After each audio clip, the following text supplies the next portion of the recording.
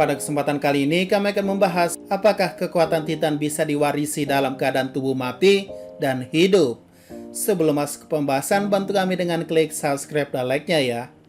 Oke, jadi mari kita mulai saja pembahasannya. Jadi ada sebuah pertanyaan yang cukup menarik bahwa kita tahu di masa lalu pewarisan kekuatan Titan pertama dilakukan oleh ketiga anak Ymir, yaitu Maria, Rose, dan Sina, yang memakan anggota tubuh Ymir dalam keadaan mati. Sedangkan di masa Eren kita diperlihatkan bahwa untuk mewariskan kekuatan Titan, pewarisan Titan tersebut dalam keadaan hidup atau bernyawa, hingga akhirnya ia dimakan oleh pewaris selanjutnya. Nah, pertanyaannya adalah jika bisa dalam keadaan mati, kenapa harus dalam keadaan hidup? Artinya jika benar bisa dalam keadaan tak bernyawa, kenapa pihak Marley mau repot-repot tak mengkill Eren? Padahal kekuatan Titan perintisnya masih bisa direbut. Jadi jawabannya tuh ada dua berdasarkan teori ya. Pertama, hanya original Titan lah yang bisa mewarisi Titannya dalam keadaan mati. Artinya adalah hanya Ymir Fritz lah yang bisa dalam keadaan tak hidup mewariskan kekuatan Titannya kepada ketiga anaknya, sehingga berikutnya Maria, Rose, dan Sina ketika ingin mewarisi kekuatan Titannya, ya harus dimakan langsung seperti tradisi keluarga kerajaan yang bisa kalian lihat sekarang.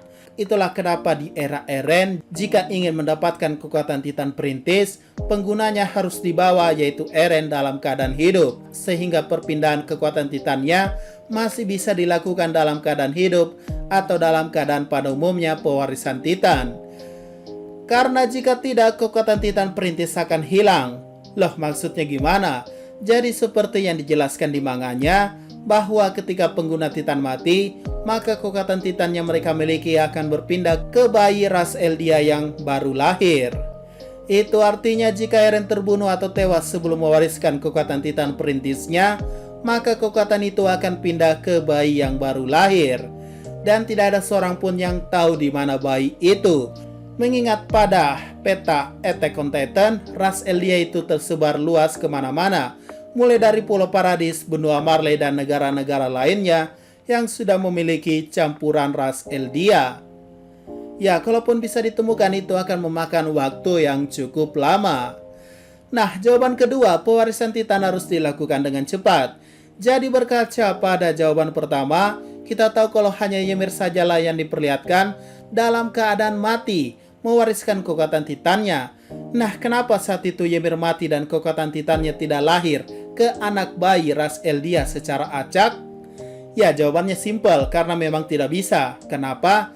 Jadi bedakan ras Eldia murni sama ras Eldia keturunan Ymir.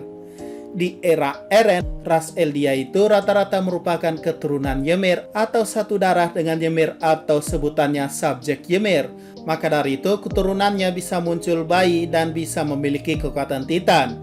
Nah, masalahnya adalah di era Ymir saat Ymir mati, kan kekuatannya sudah lahir guys, yaitu ketiga anaknya Maria, Rose, dan Sina.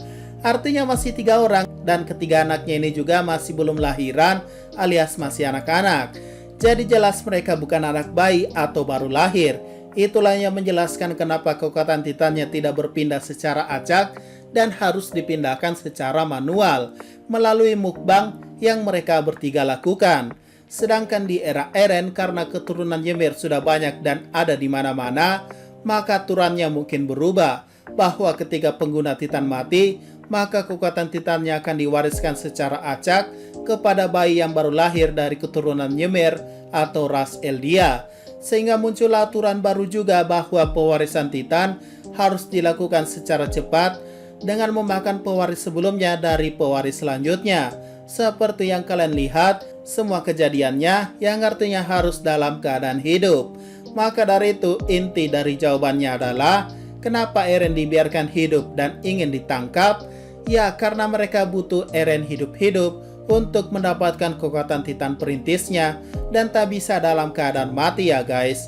Ingat, Eren dan Ymir memiliki kondisi berbeda sehingga caranya pun berbeda. Oke, semoga dengan adanya video ini bisa menjawab ya. Jika ada pertanyaan dan masukan, silahkan komentar saja di bawah. Sekian dari pembahasan kali ini, jangan lupa like, share, dan komentarnya ya.